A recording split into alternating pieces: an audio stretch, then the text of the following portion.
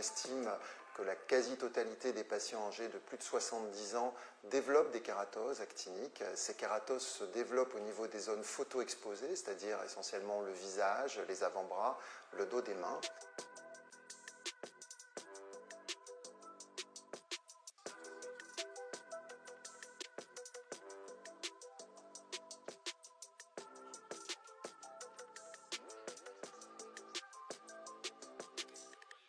Ça, c'est un textile lumineux. Donc en fait, c'est un textile qui est fait à base de fibre optique, qui est tricoté et donc qu'on utilise comme source de lumière pour les applications en dermatologie.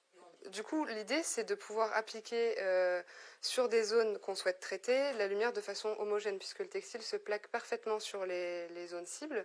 Et donc, puisque c'était une des contraintes qu'on avait avec la thérapie photodynamique qui est conventionnellement utilisée dans les services de dermatologie, nous, ce qu'on voulait, c'était pouvoir faire un traitement vraiment reproductible et homogène.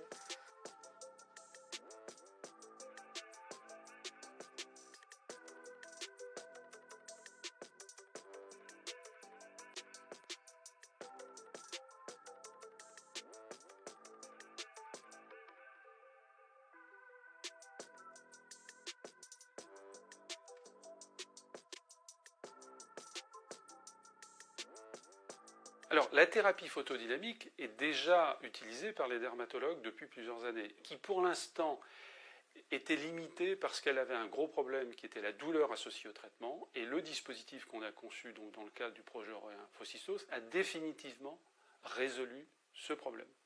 Ce qui fait qu'il est évident que déjà maintenant et dans les années à venir, la thérapie photodynamique va totalement s'imposer, puisque c'est elle qui a les meilleurs résultats, et c'est à notre connaissance le meilleur résultat jamais publié dans ce domaine.